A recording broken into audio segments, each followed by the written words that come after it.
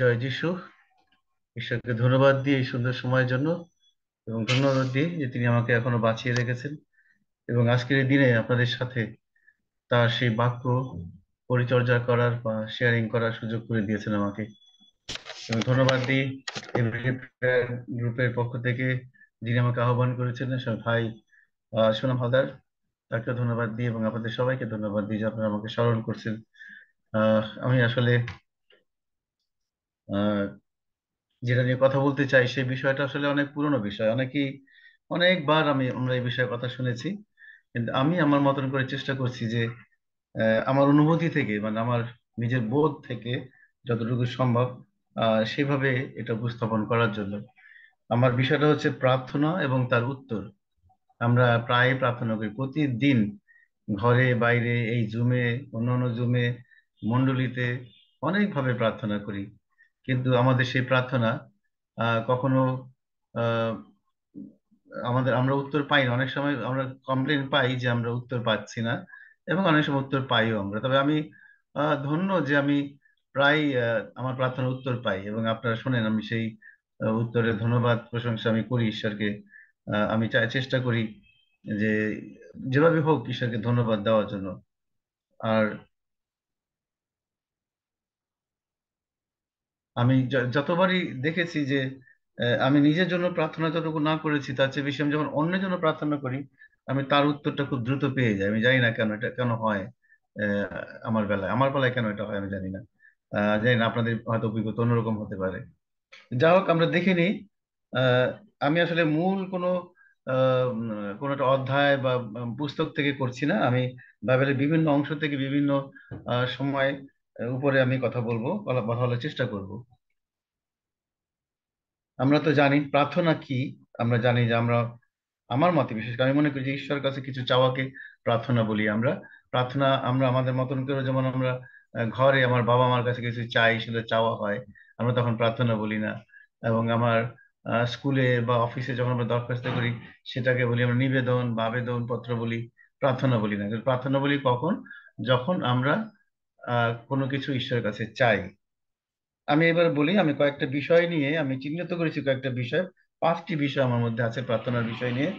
প্রথম আমি বললাম প্রার্থনা কি, দ্বিতীয় হচ্ছে আমরা কেন প্রার্থনা করি, তৃতীয় হচ্ছে কিভাবে প্রার্থনা করব, চতুর্থ হচ্ছে কেন আমরা প্রার্থনার উত্তর পাই না, এবং পঞ্চম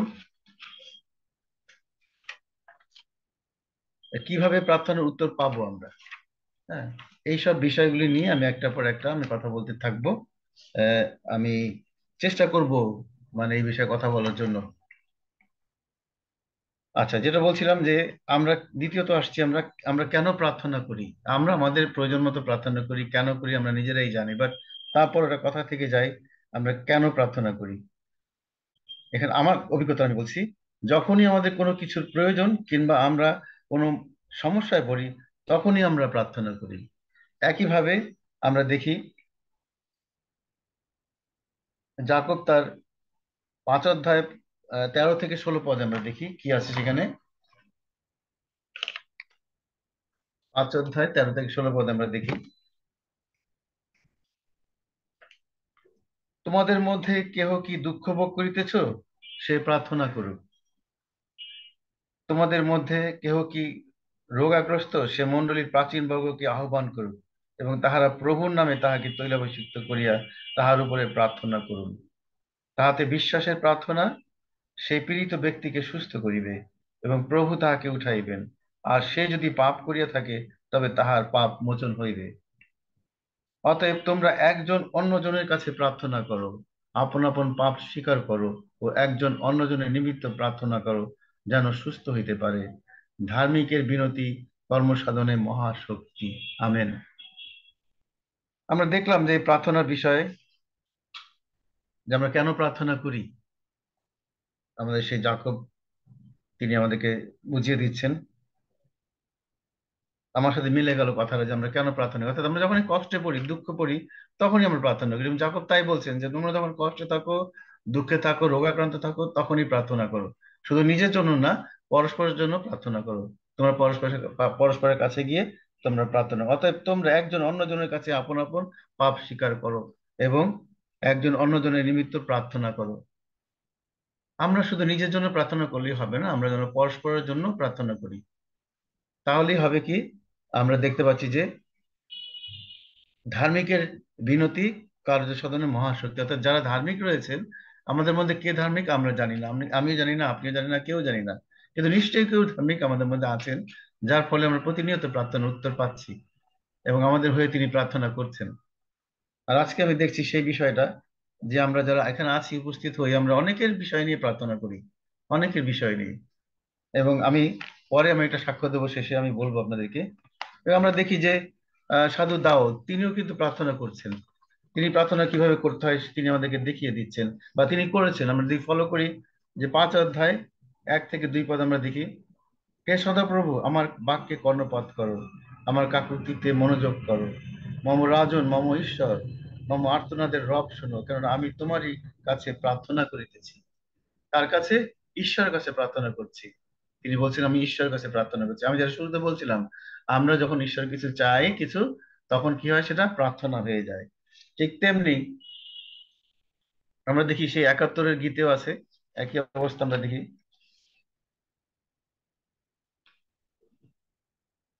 হে সদাপ্রভু, আমি তোমার শরণ লইয়াছি, আমাকে কখনো লজ্জিত হইতে দিও না, আমার ধর্মশীলতায় আমাকে উদ্ধার এবং রক্ষা করো, আমার দিকে কর্ণপাত করো, আমার ত্রাণ করো।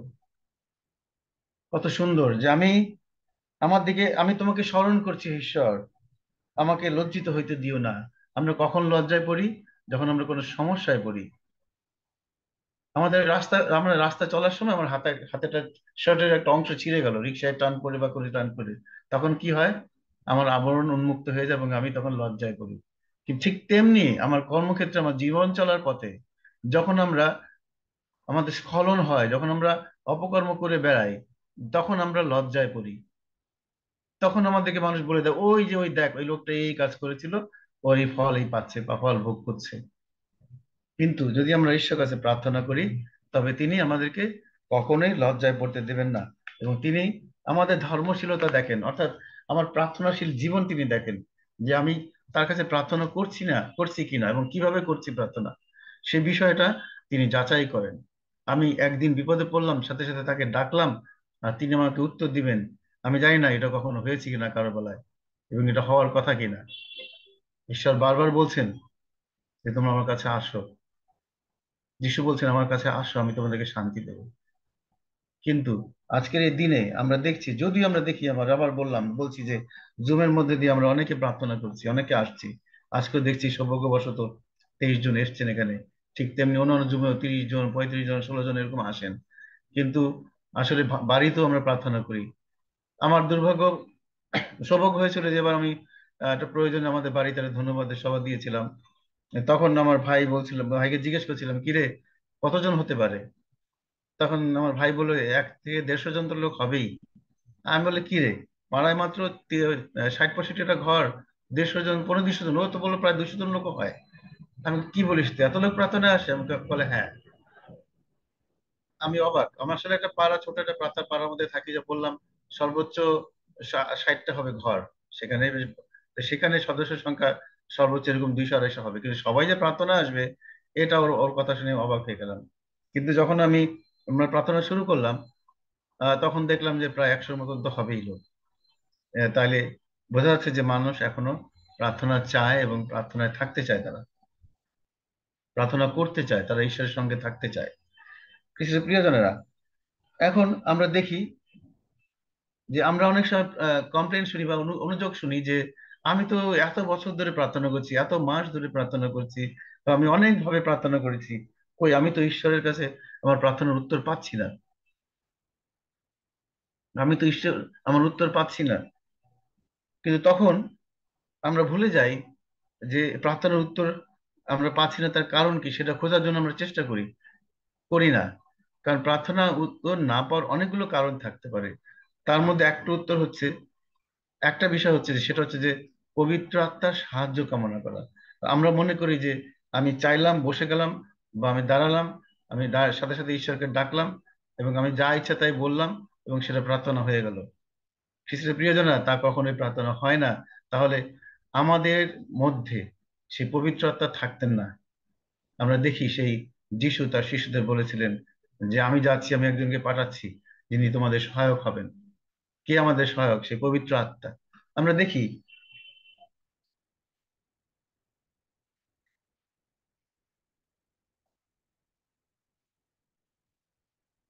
রোমীয়দের কাছে সাধু সাধু পৌল কি বলছেন, 8 অধ্যায় 26 পদে দেখি, আমরা যখন দুর্বল হয়ে পড়ি তখন পবিত্র আত্মাই আমাদের সাহায্য করেন। কারণ যথাযথ রূপে আমরা প্রার্থনা করতে পারি না, কিন্তু আমাদের অব্যক্ত আর্তনাদের মধ্য দিয়ে পবিত্র আত্মাই স্বয়ং আমাদের জন্য প্রার্থনা করেন। কে প্রার্থনা করেন? পবিত্র আত্মা, যিনি আমাদের সহায়, তিনি স্বয়ং আমাদের হয়ে প্রার্থনা করেন। কারণ আমরা কিভাবে প্রার্থনা করতে হয় আমরা সেটা জানি না। কিন্তু প্রিয়জনেরা, একটু ধ্যান করুন, একটু চেষ্টা করুন যে পবিত্র আত্মাকে সঙ্গে নিয়ে প্রার্থনা করতে পারছেন কিনা বা পারেন কিনা। আমাদের মধ্যে এখানে অনেক স্কলার আছেন, আমি জানি আমাদের গুরুজনরা আছেন, আমাদের শফিন আঙ্কেল আছেন, তারা অনেক কিছু জানেন। তারা নিশ্চয়ই পবিত্রতার সাহচর্য চান বা লাভও করেন, কিন্তু আমরা অনেকেই পারি না বা আমরা জানি না যে পবিত্র আত্মা নামে একজন আছে কেউ। আমরা শুধু আমাদের মন্ডলীতে আমরা কথা বলি, আমরা খুশি চিহ্ন করে পিতা পুত্র পবিত্র আত্মার নামে আমরা, পবিত্র আত্মার নামে সেই চিহ্নের মধ্যে দিয়ে আমরা রাখি, কিন্তু পবিত্রতার সাহায্য আমরা কখনো নেই কিনা আমার সন্দেহ। তাই প্রিয়জন, আমরা যখন প্রার্থনা করি শুরুতেই আমরা পবিত্র আত্মার প্রার্থনার সাহায্য চাই। এবং যিশু আমাদের কি বলছেন?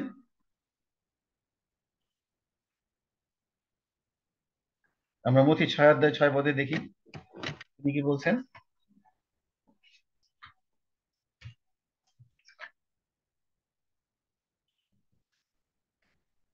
যিশু আমাদের বলছেন 6 অধ্যায় 6 পদে দেখি,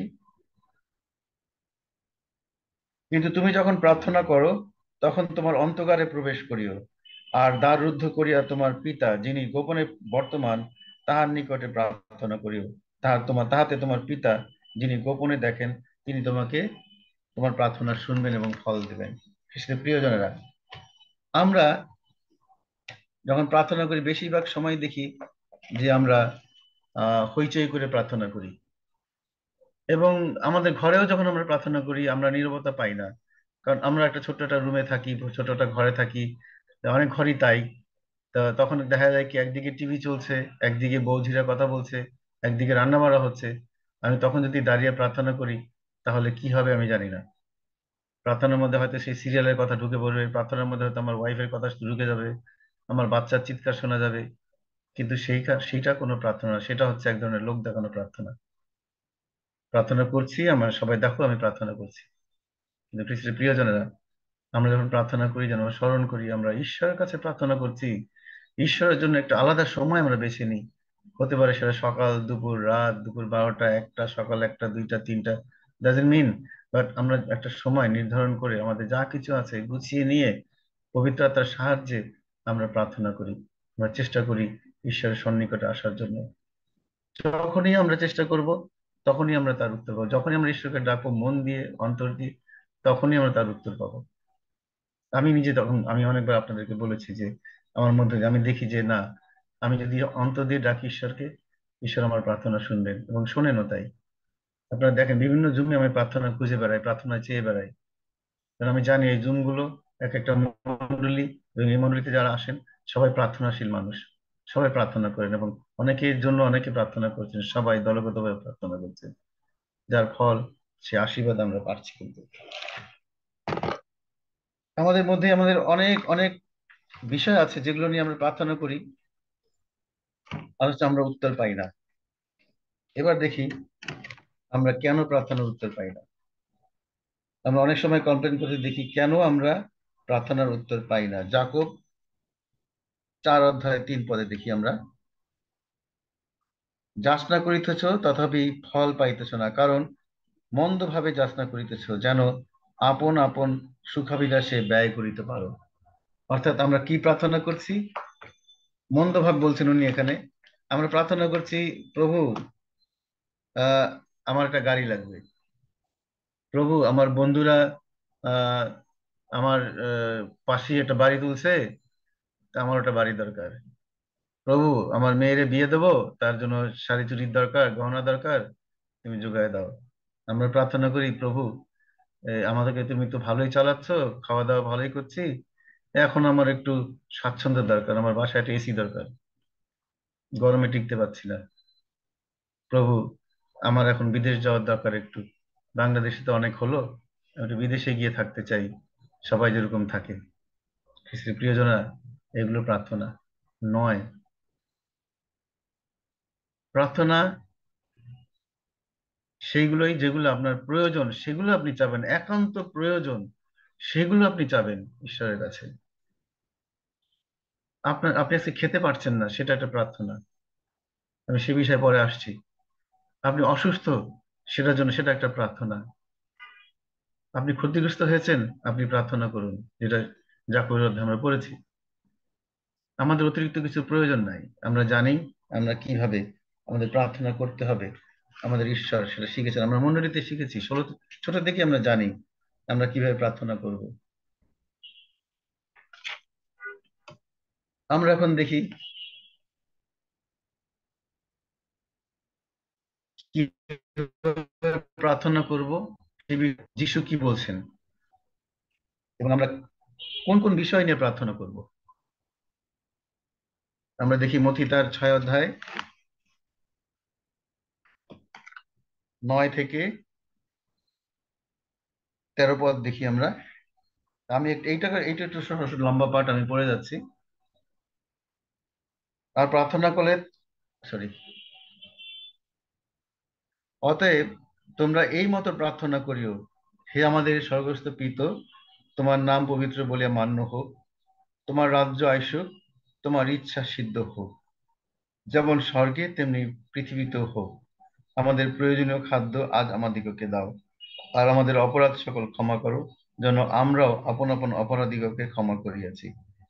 আর আমাদিগকে পরীক্ষাতে আনিও না, কিন্তু মন্দ হইতে রক্ষা করো। আমেন। প্রিয়জনেরা, ঈশ্বর এই প্রার্থনার মধ্য দিয়ে, এই শিক্ষার মাধ্য দিয়ে তিনি কিন্তু আমাদেরকে শর্ত দিয়ে দিচ্ছেন। আমরা সেটা বোঝার চেষ্টা করি না, করেছি কিনা জানি না কখনো। এই প্রার্থনাটা যে একটা শর্ত, আমাদের প্রার্থনার উত্তর পাওয়ার বেলা যে একটা শর্ত, সেটা কিন্তু আমরা বোঝার চেষ্টা করেছি কিনা আমরা জানি না। এই যে প্রার্থনা আমরা শুধু করেই যাই প্রতিদিন, এই জুম শেষে আমরা এই প্রার্থনা করি। আমাদের মণ্ডলীতে আছে, আমরা রোজই প্রার্থনা করি, তার মধ্যে আমরা 5 বার প্রভু প্রার্থনা করি। আমি আবার প্রশ্ন করি, আমি প্রায় আমার মণ্ডলীতে যখন আমি রোজই প্রার্থনা বা সবাই প্রার্থনা যাই, তখন আমি প্রশ্ন করি, বলো তো তুমি কতবার প্রভুর প্রার্থনা বলেছো, বলো তো প্রভুর প্রার্থনা তুমি কি বুঝেছো, এখানে কি কি আছে। অনেকে হাত করে থাকে, বাট এর যিশু শিখিয়েছে তাই করি। কিন্তু এখানে নিগুড় তত্ত্বটা কি, সেটা বোঝার চেষ্টা আমরা খুব কম মানুষই করি, খুব কম মানুষ করি। আর দেখুন, 6 অধ্যায়, সে একই অধ্যায়ে আমরা আসি, 33 থেকে 34 পদে দেখি, সরি 31 থেকে 34 পদে দেখি। অতএব ইহা বলিয়া ভাবিত হইও না যে, কি ভোজন করিব, কি পান করিব, বা কি পরিব, কেননা পরজাতীয়রাই এই সকল বিষয়ে চেষ্টা করিয়া থাকে। তোমাদের স্বর্গীয় পিতা তো জানেন যে এই সকল দ্রব্য তোমাদের প্রয়োজন আছে, কিন্তু তোমরা প্রথমে তাহার রাজ্য ও তাহার ধার্মিকতার বিষয়ে চেষ্টা করো, তাহলে ওই সকল দ্রব্য তোমাদিগকে দেওয়া হইবে। এই যে সবচেয়ে বড় শর্ত, প্রথমে তাহার রাজ্য এবং ধার্মিকতার বিষয়ে চেষ্টা করো। আমরা এই যে প্রথমে কি বললাম এখানে, হে আমাদের স্বর্গস্থিত তোমার নাম পবিত্র বলিয়া মান্য হোক, মান্য হোক, আমরা বললাম মান্য হোক, মান্য হোক 10 বার 1000 বার বলছি। হ্যাঁ, তারপর কি বলছি, তোমার রাজ্য আসুক, তোমার ইচ্ছা সিদ্ধ হোক, যেমন স্বর্গে তেমনি মর্তে হোক। এগুলো কি হাওয়ায় হবে? এগুলি কি শুধু বলতে বললে বলতে হয়ে যাবে, আমাকে কাজ করতে হবে না? আমাদের তো কাজও করতে হবে। আমি যেটা মনে করি, আমাদের মধ্যে যারা এখানে আহ প্রবীণরা আছেন, যারা পালক প্রচারক আছেন, তাদের বেলা ভিন্ন, তারা জানেন, তারা নিশ্চয়ই এগুলো স্মরণ করেন, অনুসরণ করেন। কিন্তু আমাদের মধ্যে আমরা যারা সাধারণ মানুষ আছি, আমাদের তো হয়তো আমরা রাজ্য বিস্তার মনে করতে ব্যাপক একটা বিষয় ভাবি, যে এটা নিয়ে বাইবেল পড়তে হবে, বাইবেলের তত্ত্ব নিয়ে এই সেই করতে হবে, ধ্যান করতে হবে, কিন্তু না। যিশু কি বলেছেন, তোমরা যাও সমস্ত জাতির কাছে সুসমাচার প্রচার করো। আমরা জানি সে কথা। তাহলেই কি হবে, এই আমরা সেই স্বর্গীয় রাজ্য বা ঈশ্বরের রাজ্যকে আমরা পাবো।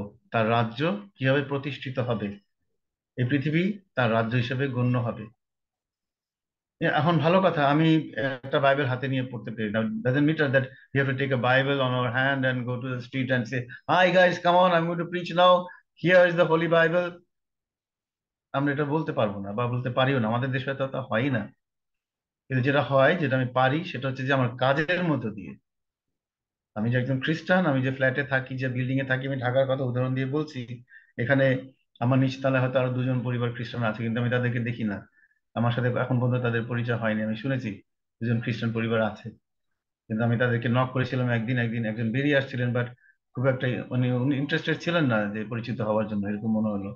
বাট সো দ্যাট এই যে মনোভাবটা আমাদের, যে আমি একজন খ্রিস্টান, এটা যদি আমি প্রচার করতে পারি, তাহলে আমার মধ্যে অন্য ধর্মের মধ্যে যে পার্থক্যটা, সেটা কিন্তু অনেকাংশে কি হয়, প্রচারিত হয়ে যায়।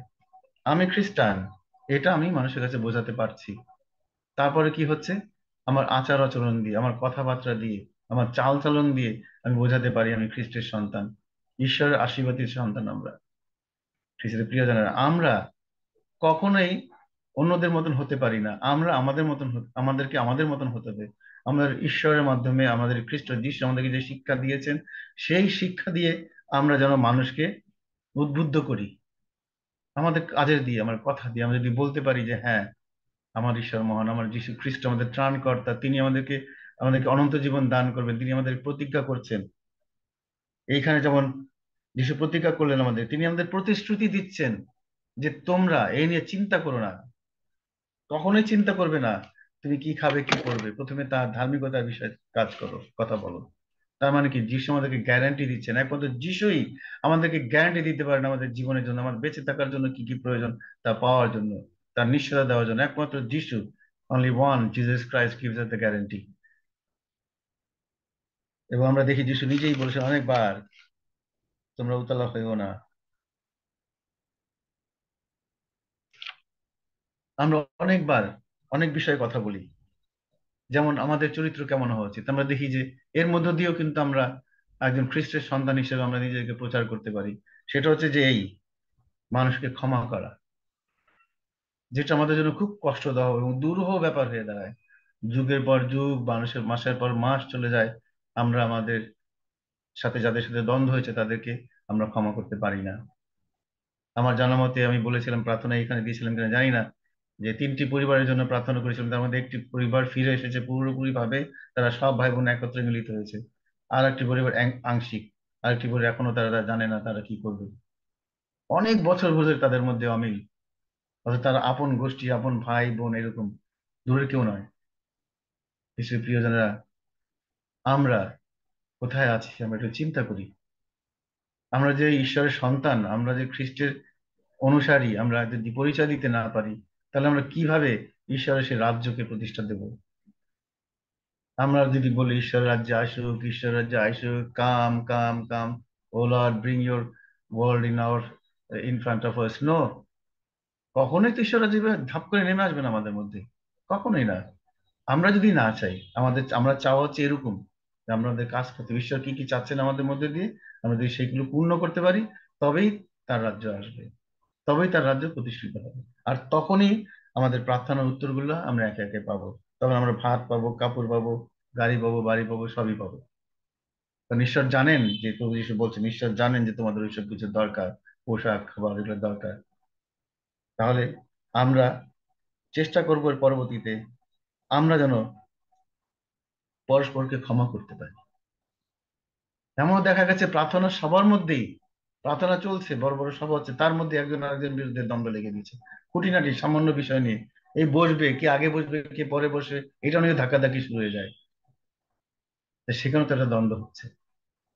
তাহলে আমরা কি পরিচয় দিচ্ছি? আমরা ওই অন্য ধর্মের যারা রয়েছে তাদের মতন করে আমরা নিজেদেরকে পরিচয় তুলে ধরছি, যে আমরা অমুকদের তো তুল্য, আমরা ওদের সমানই আছি।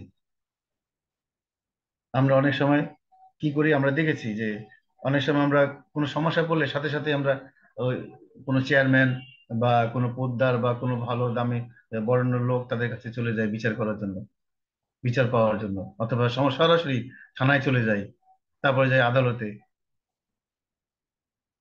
কিন্তু কোথায় তাহলে আমাদের যিশু, কোথায় আমাদের ঈশ্বর? আমরা কেন তাদের উপর আস্থা রাখতে পারছি না, কেন তার উপর আমরা আস্থা রাখতে পারছি না? যিশু বলেছেন, তুমি যদি কারো কাছে ঋণী হও, তার সে আদালতে যাওয়ার আগে তুমি তার কাছে গিয়ে ক্ষমা চাও, তার কাছে গিয়ে তুমি অনুতপ্ত হও।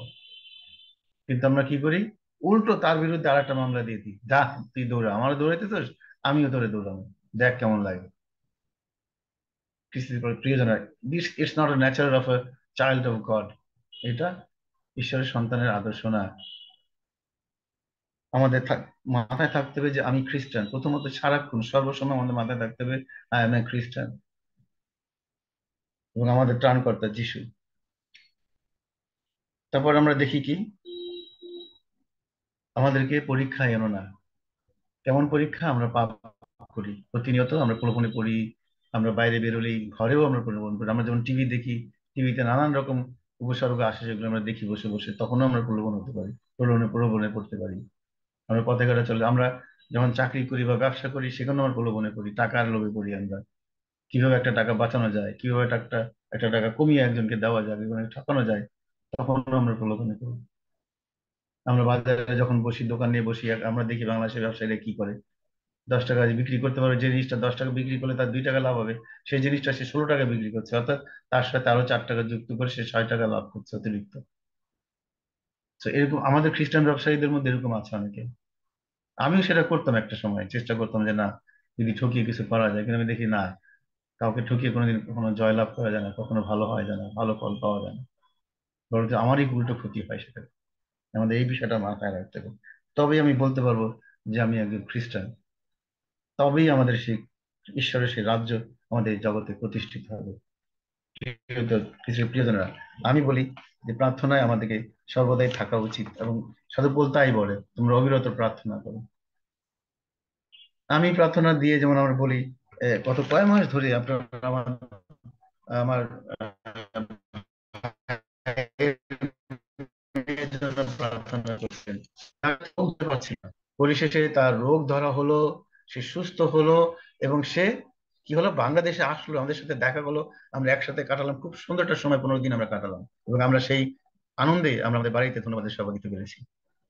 আপনারা দেখেছেন আমি কিভাবে অনেকের সাথে খেয়াল করেছি, আমি অনেক সময় কান্না করে প্রার্থনা করেছি, বিশেষ করে টরন্টোর জন্য আমি এইভাবে করেছি প্রার্থনা। আপনারা দেখেছেন আমার চোখ দিয়ে পানি পড়ে আসছে তার জন্য প্রার্থনা করতে, কারণ ওই মেয়ের দিকে আমি তাকাতে পারছিলাম না, তার চোখ কালো হয়ে গেছিল, মুখ মলিন হয়ে গেছিল।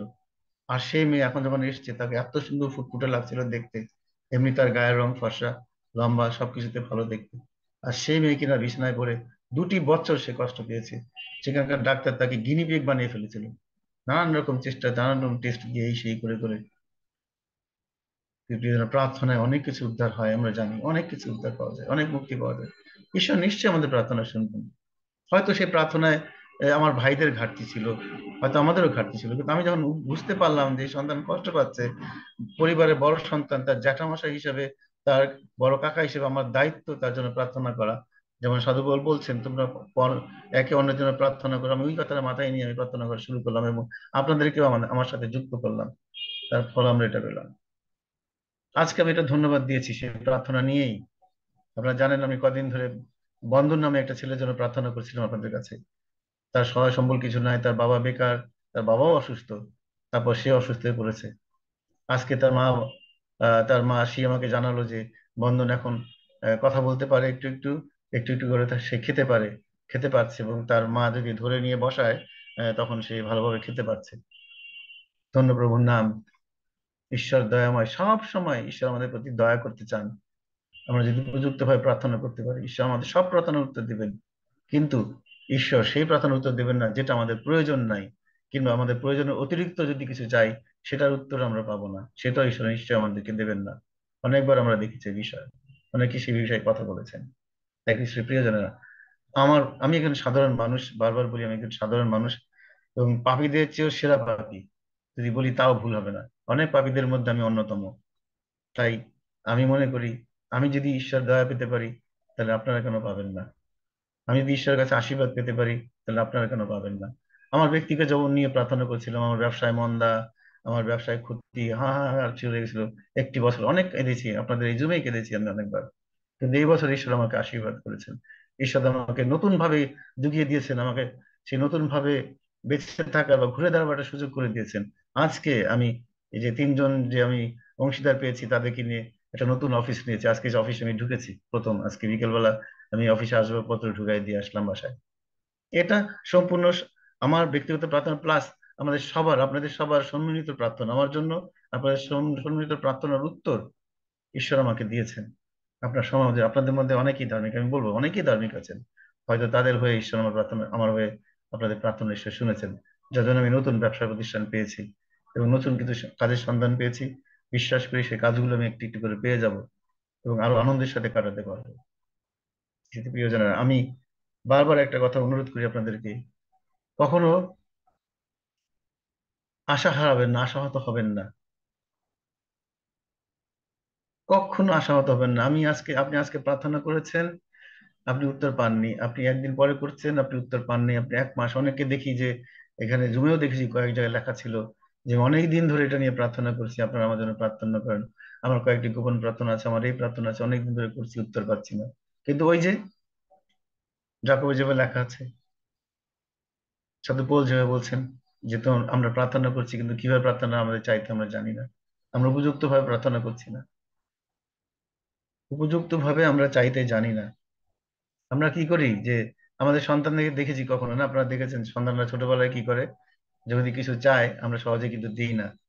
হ্যাঁ, তখন আমাদের সন্তানরা কি করে, হয় যদি মা হয় বেশি ছোট, তার কি করে, লাফ দিয়ে উঠে মায়ের গলায় চুমু খায়, হ্যাঁ, বাবাকে ধরে, বা এমনকি কোনো কোনো সময় বাবার পা ধরে পর্যন্ত চায়, বাবা আমাকে এটা দাও না, বাবা দাও না, এটা আমাকে বাবা দাও না।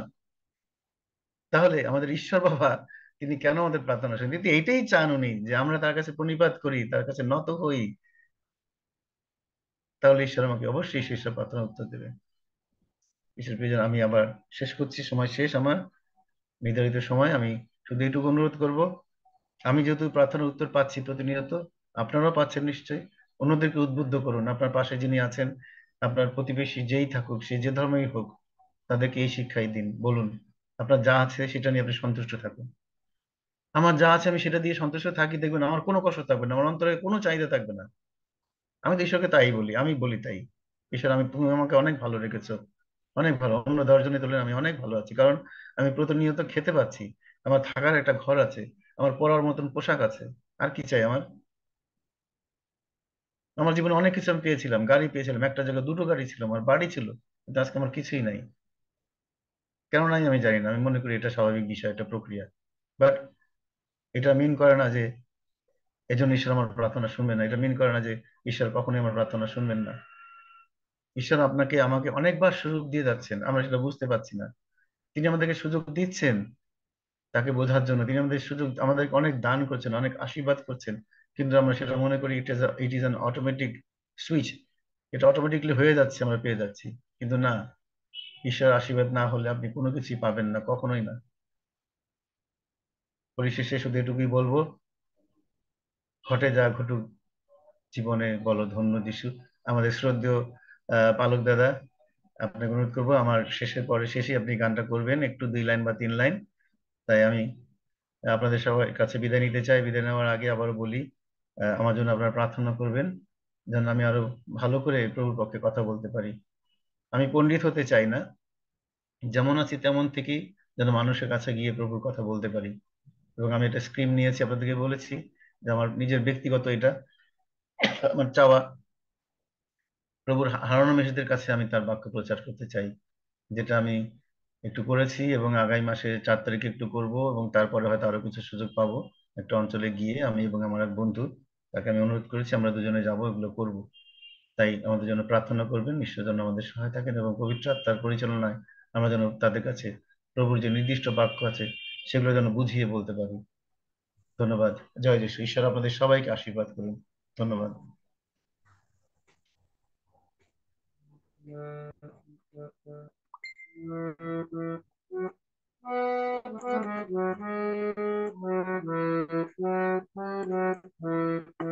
ঘটে যা ঘটুক